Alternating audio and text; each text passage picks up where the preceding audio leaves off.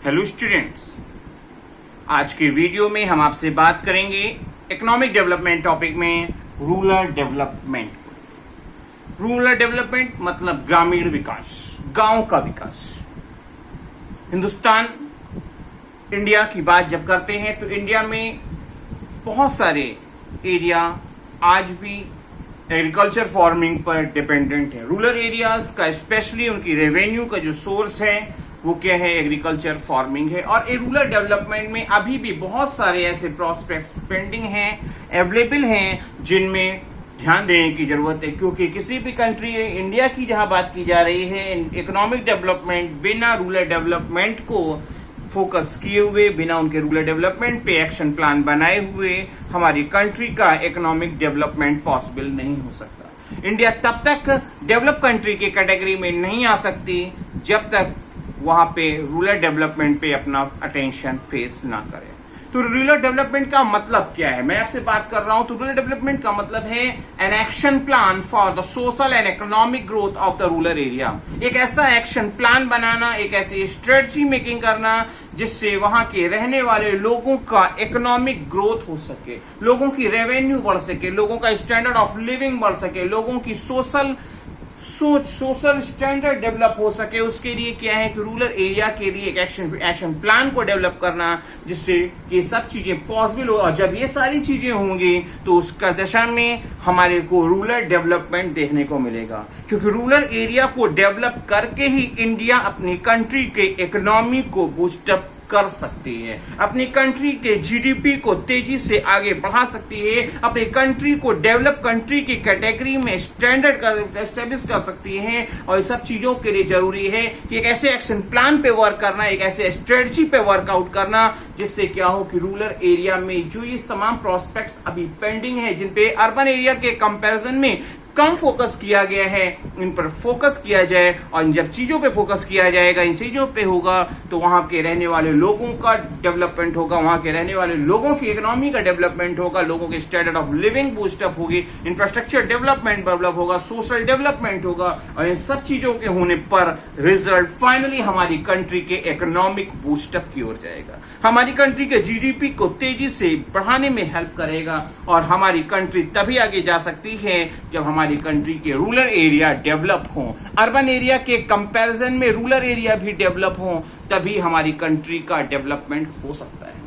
The focus of this action plan is lingering and emerging the challenges of rural area. Rural area को develop करने में जो बहुत सारे बैरियर्स हैं, बहुत सारे जो चैलेंजेस हैं, उनको रिमूवल किया जाए, उनको कैसे सॉल्व आउट किया जाए, उन प्रॉब्लम्स का कैसे रिमूवल हो। और इन सब चीजों पर जब हम एक्शन प्लान में वर्क करेंगे तभी हमारी कंट्री का इकोनॉमिक डेवलपमेंट हो सकता है, हमारी कंट्री का रूरल डेवलपमेंट हो सकता है, रूरल एरिया डेवलप हो सकते हैं। और रूरल एरिया के बिना हमारी कंट्री कभी भी डेवलप कंट्री की कैटेगरी में स्टैंडर्ड नहीं कर सकते। तो चैलेंजेस की बात करते हैं, चैलेंजेस ऑफ रूरल डेवलपमेंट। तो सबसे पहले हम बात आपसे करेंगे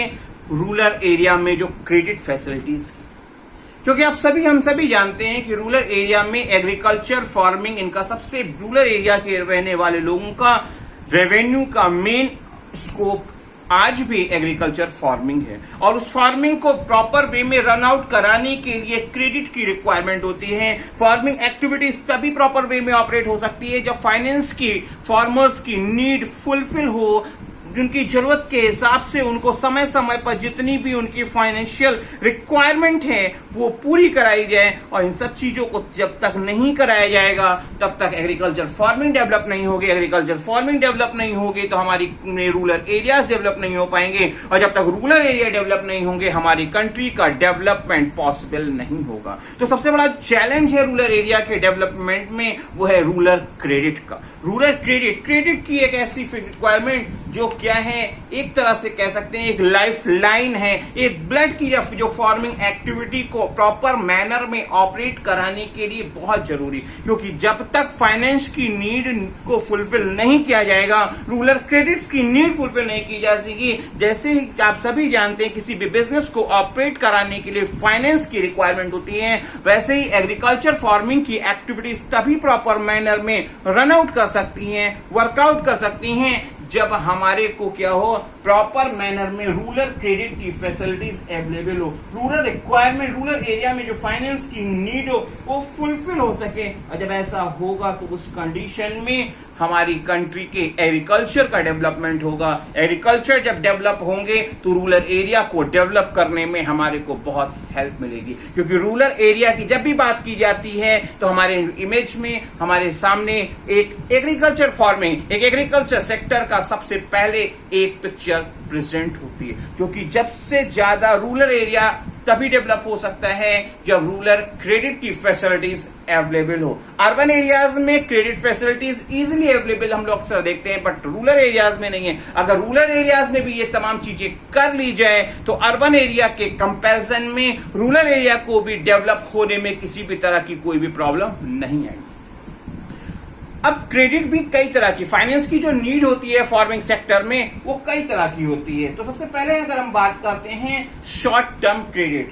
शॉर्ट टर्म क्रेडिट बेसिकली हम उस क्रेडिट की फैसिलिटीज की रिक्वायरमेंट बात हम करते हैं जिसमें फाइनेंस की नीड लेस देन 12 मंथ्स, 12 महीने से कम टाइम के लिए होती है। इसमें अक्सर क्या होता है कि बिजनेस, आपकी एग्रीकल्चर फार्मिंग की basic activities, insecticide, seeds, fertiliser, pesticide, ये सब चीजों को, इलेक्ट्रिसिटी बिल, फार्मर्स में जो आपके हैं, जो आप एक लैंड है उसमें वर्क करने के लिए जो लेबरर्स हैं उन सबको फाइन पेमेंट करना पड़ता है, और इन सब चीजों के लिए शॉर्ट टर्म क्रेडिट की रिक्वायरमेंट होती है। शॉर्ट टर्म नाम से ही क्लियर है, शॉर्ट टर्म मतलब less than 12 months, less than 1 years की जो फाइनेंशियल नीड होती है उनको फुलफिल करने के लिए जिस फाइनेंशियल रिक्वायरमेंट होती है, किस क्रेडिट की रिक्वायरमेंट होती है, अगर ये टाइम पर और जेन्युइन क्वांटिटी में आसानी से अवेलेबल होने लगे तो हमारे फार्मर्स को फाइनेंस की प्रॉब्लम नहीं होगी। और जब फाइनेंस की प्रॉब्लम नहीं होगी तो वो अपनी वर्किंग एक्टिविटी, अपनी फार्मिंग एक्टिविटी को प्रॉपर मैनर में ऑपरेट कर पाएंगे। जब फाइनेंस की इनको प्रॉब्लम नहीं है तो अच्छे से ज्यादा वो इनोवेटिव हो पाएंगे, नए नए क्रिएटिविटी के कॉन्सेप्ट को ला पाएंगे, और रिजल्ट क्या होगा, हमारी एग्रीकल्चर फार्मिंग बहुत अच्छे से डेवलप हो पाएगी। क्योंकि अभी सबसे बड़ी हमारी जो प्रॉब्लम आती है, फाइनेंशियल रिक्वायरमेंट हमारी फुलफिल नहीं होती। किसान के पास पैसा, सीड्स खरीदने के लिए पैसा नहीं है, फर्टिलाइजर्स खरीदने का पैसा नहीं है, इंसेक्टिसाइड पेस्टिसाइड्स का पैसा नहीं है, लेबर्स को पेमेंट करने का पैसा नहीं है, इलेक्ट्रिसिटी बिल का पेमेंट नहीं करने का पैसा नहीं है, और इस कंडीशन में वो मजबूर होके बहुत ही ट्रेडिशनल कॉन्सेप्ट जो क्या है, जिसके लिए पैसा ही नहीं है, उन सब चीजों की उस कंडीशन में वो अप्रोच की ओर वर्क करना पड़ता है, या अपने को बहुत सारे सेक्रीफाइस करने पड़ते हैं हमारे फार्मर्स को, जिसका रिजल्ट होता है लो प्रोडक्टिविटी। अगर शॉर्ट टर्म क्रेडिट की फैसिलिटीज को डेवलप किया जाए और इन बेसिक रिक्वायरमेंट्स को फुलफिल करने के लिए फाइनेंस की नीड अवेलेबल हो, फाइनेंस की फंडिंग अवेलेबल हो, फाइनेंशियल क्रेडिट की फैसिलिटीज अवेलेबल हो, तो हमारे फार्मर्स को आगे बढ़ने में बहुत हेल्पफुल हो सकती है।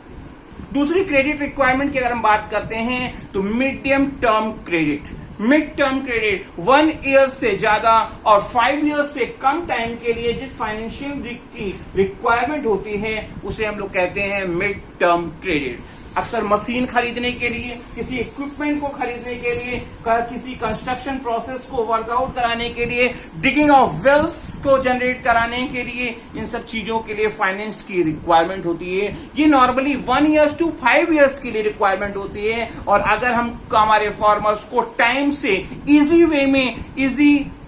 का सब्सिडाइज वैल्यू पे अगर medium term, mid term credit की फैसिलिटीज टाइम पर इजीली फॉर्म में अवेलेबल हो जाए तो हमारे फार्मर्स को ये सब चीजों को ऑपरेट कराने में, इन सब फंक्शनिंग करने में आसानी होगी, और उसका रिजल्ट होगा कि हमारी कंट्री में एग्री प्रोडक्ट्स की प्रोडक्टिविटी ज्यादा होगी, हमारे प्रोडक्शन लेवल बढ़ेंगे तो रेवेन्यू का जनरेशन होगा, हमारी कंट्री का इकोनॉमिक बूस्टअप होगा, हमारी कंट्री के एक्सपोर्ट्स बढ़ेंगे, हमारी कंट्री के जीडीपी ग्रोथ में जो कहीं ना कहीं हेल्पफुल होंगे। तो हमारे कुछ रिक्वायरमेंट क्या है रूरल एरिया के डेवलपमेंट में? सबसे बड़ा जो चैलेंज है वो है रूरल क्रेडिट का, जिसमें शॉर्ट टर्म क्रेडिट पे हमने बात किया, मिड टर्म क्रेडिट पे बात किया। अब हम बात करेंगे long term credit. Long term credit वो टाइमिंग पीरियड होता है जिसमें मोर देन 5 इयर्स ड्यूरेशन की बात की जाती है, जो नॉर्मली 20 अप टू 20 इयर्स या 25 इयर्स का पीरियड होता है। इसमें क्या है, एडिशनल लैंड, कोई नए इनोवेटिव कॉन्सेप्ट, कोई परमानेंट इंप्रूवमेंट, ऐसे चीजों पे हमको क्या है, वर्क करना पड़ता है। इनोवेशन रिसर्च करने पे हमको खर्च करना है, इसके लिए हमको क्या होगा, लॉन्ग टर्म क्रेडिट की रिक्वायरमेंट होगी। अगर लॉन्ग टर्म क्रेडिट हमारे फार्मर्स को इजी वे में time to time subsidise value पर मिल जाए, टाइम से मिल जाए, कोई प्रॉब्लम ना हो, तो उस कंडीशन में हमारे फार्मर्स को इस सब चीजों पे वर्क करना आसान हो जाएगा, जिसका रिजल्ट होगा हमारे एग्रीकल्चर प्रोडक्ट्स की प्रोडक्टिविटी, एग्रीकल्चर जो लैंड प्रोडक्टिविटी है वो बढ़ेगी, और प्रोडक्टिविटी बढ़ेगी तो हमारे फार्मर्स की रेवेन्यू बढ़ेगी, हमारे उनका स्टैंडर्ड ऑफ लिविंग बढ़ेगा, उनकी क्या है, डेवलपमेंट होगा, रूरल एरिया का डेवलपमेंट होगा, कंट्री का डेवलपमेंट होगा, इकोनॉमिकल डेवलपमेंट होगा, और सारी चीजों की जो चेन है उन चीज को हेल्प मिलेगी, और फाइनली हमारी कंट्री जो आज डेवलपिंग कंट्री की कैटेगरी में है उसको डेवलप कंट्री की कैटेगरी में जाने में आसानी होगी। अब हम बात करेंगे source of rural credit. Rural area की जो क्रेडिट की नीड्स है उसमें हम जहां बात करते हैं वो क्या है, दो तरीके की फाइनेंसिंग की नीड को फुलफिल करने के सोर्सेज है, एक है इंस्टीट्यूशनल और एक है non institutional. Institutional sources of finance वो हैं जो क्या है, गवर्नमेंट के गवर्निंग में एक ऑर्गेनाइज्ड फॉर्म में, एक सिस्टमैटिक मैनर में, एक नॉर्म्स के अकॉर्डिंग वर्क करते हैं, और फाइनेंस की रिक्वायरमेंट को फुलफिल करने के लिए गवर्नमेंट की पॉलिसी के अकॉर्डिंग, गवर्नमेंट के सिस्टम के अकॉर्डिंग वर्क करते हैं, और इसी इंटेंशन से वर्क करते हैं कि एग्रीकल्चर लैंड, एग्रीकल्चर फार्मर्स की रेवेन्यू जनरेट हो सके, उनकी रेवेन्यू ज्यादा से ज्यादा बढ़ सके, इकोनॉमिक बूस्टअप हो सके। जबकि नॉन इंस्टीट्यूशनल सोर्सेज की जहां बात की जाती है वहां पे हम बात करते हैं बड़े बड़े बिजनेसमैन जो मनी लेंडिंग का काम करते हैं, मनी लेंडर्स, साहूकार, ये सब क्या है, जिनके अपने फाइनेंशियल रिक्वायरमेंट को फुलफिल करने के कोई भी नॉर्म्स नहीं है, वो अपनी जरूरत के अकॉर्डिंग, सामने वाले की नीड के अकॉर्डिंग, मजबूरी के अकॉर्डिंग उसको क्या करते हैं, उसका यूटिलाइजेशन करते हैं। और नॉर्मली नॉन इंस्टीट्यूशनल सोर्सेस की कंडीशन में अक्सर फ्रॉड्स देखने को हमको अक्सर मिलता है। ये फाइनेंस की नीड को फुलफिल करते हैं, फार्मर्स की इलिटरेसी का एडवांटेज लेते हैं, उनकी मजबूरी का फायदा उठाते हैं, और रिजल्ट क्या होता है, हम आज तक जो हमारी कंट्री के एग्रीकल्चर फार्मिंग सेक्टर तेजी से बूस्टअप नहीं कर पाया, उसमें कहीं ना कहीं नॉन इंस्टीट्यूशनल सोर्सेज का रूरल एरिया में क्रेडिट फैसिलिटीज की प्रोवाइड करने के कारण ही था, क्योंकि इंस्टीट्यूशनल सोर्सेज इतने ज्यादा डेवलप नहीं थे, और जिसका रिजल्ट था नॉन इंस्टीट्यूशनल सोर्सेज पर हमारे फार्मर्स की डिपेंडेंसी, और जिसके कारण आज भी हमारी कंट्री के फार्मर्स फाइनेंशियल प्रॉब्लम फेस कर रहे हैं। एग्रीकल्चर डेवलपमेंट होने के बाद भी, प्रोडक्टिविटी बढ़ने के बाद भी आज भी हमारा किसान गरीब का गरीब ही है। 70 ईयर्स से ज्यादा का पीरियड बीत जाने के बाद भी हमारे एग्री इंडिया के इंडिपेंडेंस के हमारे फार्मर्स आज भी पुअर की कैटेगरी में हैं, उनका स्टैंडर्ड ऑफ लिविंग बहुत नीचा है, बहुत लो स्टैंडर्ड है। उसके पीछे कहीं ना कहीं सोर्सेज ऑफ फाइनेंस में नॉन इंस्टीट्यूशनल सोर्सेज पर डिपेंडेंसी है, क्योंकि आपके इंस्टीट्यूशनल सोर्सेज ने उतनी तेजी से वर्क नहीं किया जितनी तेजी से इन पे वर्क करना चाहिए था। At the time of independence अगर हम बात करते हैं, जिस डेट को हमारी कंट्री का इंडिपेंडेंस हुआ, उस टाइम पे 93% फाइनेंशियल रिक्वायरमेंट को फुलफिल करने का काम हमारे नॉन इंस्टीट्यूशनल जो सोर्सेस थे वो करते थे, और केवल 7% हमारे इंस्टीट्यूशनल जो ऑर्गेनाइज मैनर में, सिस्टमैटिक मैनर में गवर्नमेंट के नॉर्म्स के अकॉर्डिंग वर्क करते थे, उन्होंने केवल कितनी नीड को फुलफिल करने का काम करते थे, 7%। इसका मतलब क्या है, नॉन इंस्टीट्यूशनल पे डिपेंडेंसी हमारे फार्मर्स की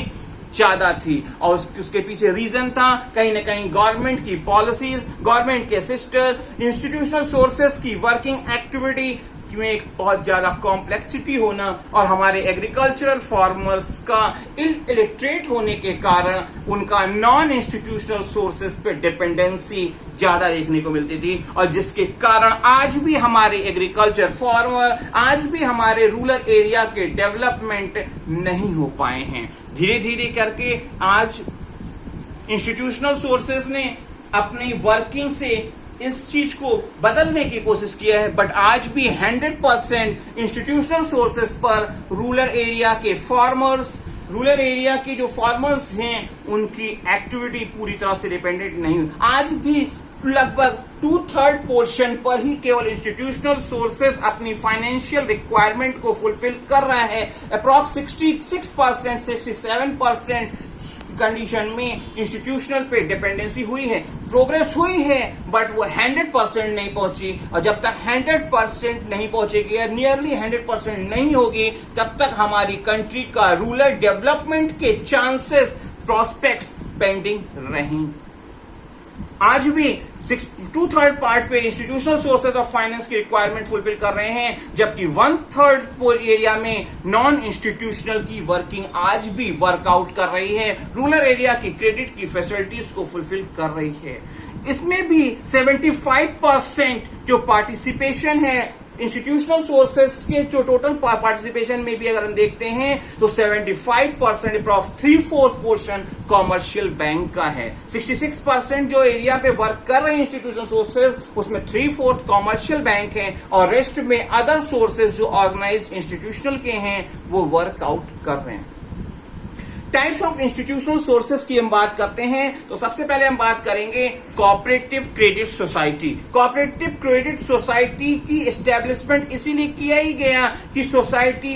ऐसे फार्मर्स को, फाइनेंशियल रूरल एरिया के रहने वाले लोगों को educate credit facilities reasonable rate पर, कम से कम रेट पर, कम से कम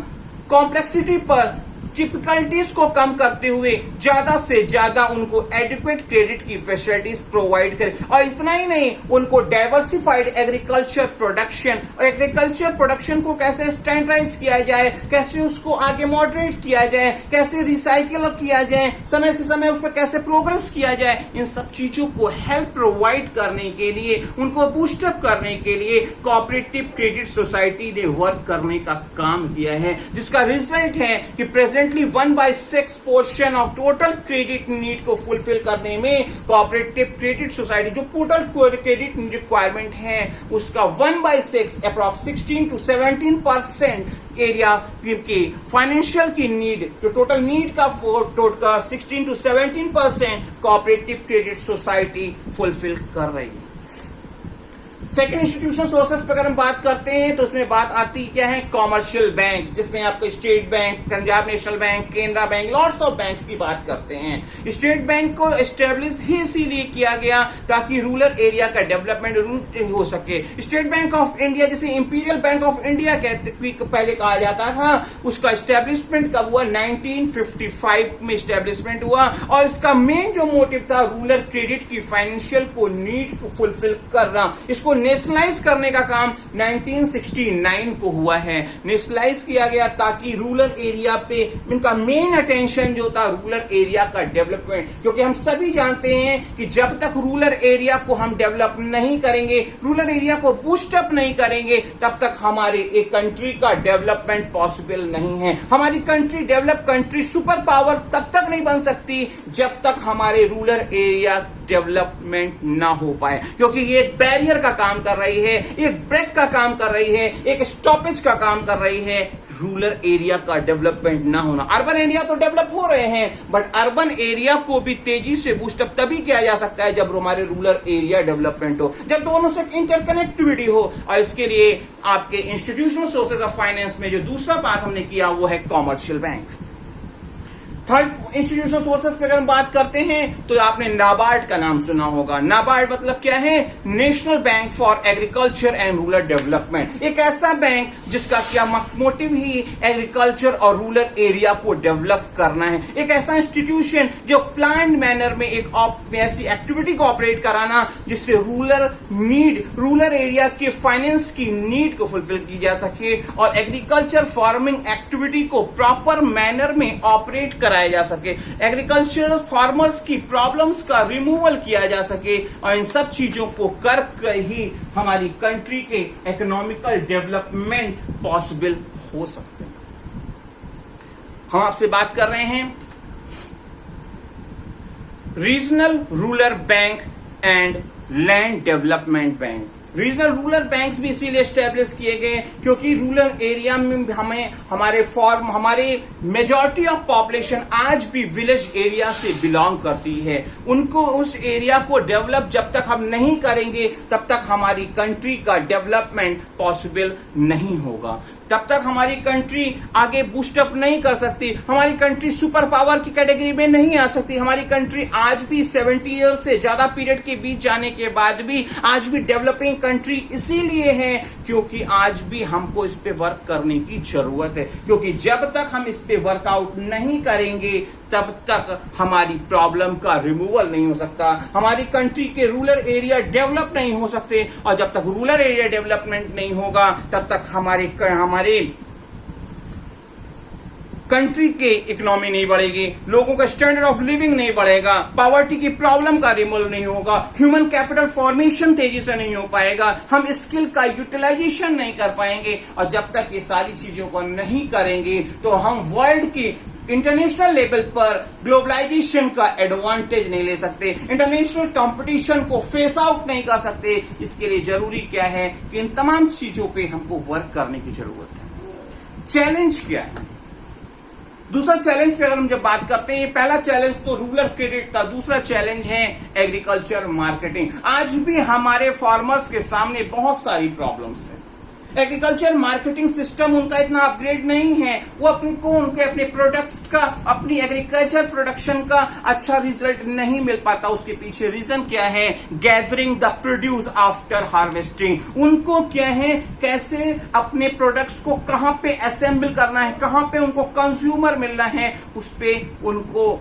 नॉलेज नहीं है, उनको पता नहीं है कैसे असेंबल किया जाए, कब प्राइस मिल सकता है, कहां मिल सकता है, कैसे मिल सकता है, उसकी प्रोसेसिंग क्या है, प्रोडक्शन करने की प्रोसेसिंग कैसी होनी चाहिए, कैसे हम अच्छे से अच्छा प्रोडक्शन कर सकते हैं, कैसे हम इसमें प्रोडक्शन को स्टैंडर्डाइज बना सकते हैं, कैसे इसमें क्वालिटी जनरेटेड कर सकते हैं, कंज्यूमर की नीड के अकॉर्डिंग कैसे कर सकते हैं, ये हमारे सामने प्रॉब्लम है। थर्ड प्रॉब्लम अगर हम बात करते हैं, grading the agriculture product as per the quality. Consumer की नीड के अकॉर्डिंग प्रोडक्शन, क्योंकि हम जानते हैं क्वालिटी के अकॉर्डिंग प्रोडक्ट की प्राइस का डिटर्मिनेशन होता है। जो प्रोडक्ट की जितनी अच्छी क्वालिटी होगी उस प्रोडक्ट की प्राइस होती है, तो उसका ग्रेडिंग कैसे किया जाए, कैसे उसका डिटर्मिनेशन किया जाए, कैसे उसको सेगमेंटाइज किया जाए, इस चीज पे भी वर्क करने की जरूरत है। एग्रीकल्चर मार्केटिंग सिस्टम पे, इस पे भी हमको प्लान करने की जरूरत है ताकि हमारे फार्मर्स को, हमारे रूरल एरिया के रहने वाले लोगों को उन चीजों की अच्छी प्राइस मिल सके। Packaging the agri products as the buyers need, क्योंकि मार्केटिंग सिस्टम तभी अच्छा हो सकता है जब पैकेजिंग सिस्टम अच्छा हो, पैकिंग अच्छी हो, प्रॉपर मैनर में हो, ताकि उसके डैमेजेस कम जाएं। कंज्यूमर की नीड के अकॉर्डिंग हम पैकिंग की कॉन्सेप्ट अप्लाई करें। कंज्यूमर क्या चाहता है, कैसे चाहता है, कब चाहता है, क्यों चाहता है, किस तरह चाहता है और उसकी नीड क्या है, इन सब चीजों को जब तक हम स्ट्रेटजी मेकिंग नहीं करेंगे और उसका इंप्लीमेंटेशन करके पैकेजिंग का कॉन्सेप्ट इंप्लाई नहीं करेंगे अपने एग्रीकल्चर प्रोडक्ट्स में, तो हमारी मार्केटिंग सिस्टम तब तक डेवलप नहीं कर सकता। तो हमको हमारे सामने ये भी चैलेंज है कि हम बायर्स की नीड के अकॉर्डिंग पैकिंग सिस्टम को जनरेट करें, क्योंकि तभी हमको प्रोडक्ट्स के लिए अच्छी प्राइस मिल सकती है। स्टोरेज करने का कॉन्सेप्ट होना चाहिए ताकि कंज्यूमर्स से हम अच्छी वैल्यू प्राइस चार्ज कर सके। फ्यूचर में जब प्रोडक्ट के लिए अच्छे प्राइस मिले, आज अगर प्राइस नहीं मिल रहे हैं तो हमारे पास ऐसा कॉन्सेप्ट होना चाहिए, ऐसी फैसिलिटीज होनी चाहिए कि हम अपने एग्री प्रोडक्ट्स को for the time being period, कुछ टाइम के लिए हम स्टोर कर सकें। जब आपके पास स्टोरेज का कॉन्सेप्ट होगा तो आप तो हमारे फार्मर्स को अपने एग्री प्रोडक्ट्स को कम प्राइस पर बेचने को मजबूर नहीं होना पड़ेगा, उनको अपने जेन्युइन प्राइस के लिए कुछ टाइम वेट करने का ऑप्शन होगा, जिससे क्या होगा, उनका स्टैंडर्ड ऑफ लिविंग, उनकी रेवेन्यू जनरेशन में बहुत हेल्प होगी। फिर क्या है, selling the product when the price is lucrative. अब उनको क्या है, अपने प्रोडक्ट्स को तब बेचना चाहिए जब उनको अपनी अकॉर्डिंग, जितनी उनकी रिक्वायरमेंट है, जैसी उनकी नीड है, उसके अकॉर्डिंग जब प्राइस मिलने लगे तभी उनको अपने प्रोडक्ट। तो ये मार्केटिंग सिस्टम इस तरह से जनरेट करना होगा, ऐसे सिस्टम कल्चर जनरेट करने होंगे जिससे क्या हो कि हमारे एग्रीकल्चर फार्मर, विलेज एरिया के जो फार्मर्स हैं, विलेज एरिया के जो इंडस्ट्रियलिस्ट हैं, उनको अपने डेवलपमेंट में मार्केटिंग सिस्टम को बूस्टअप करने की बहुत जरूरत है, क्योंकि जब ये चीजें होंगी तभी रूरल एरिया का डेवलपमेंट होगा, और जब तक रूरल एरिया डेवलप नहीं होंगे तब तक हमारी कंट्री के इकोनॉमिकल डेवलपमेंट और जीडीपी बूस्टअप में बैरियर कहीं ना कहीं लगा रहेगा।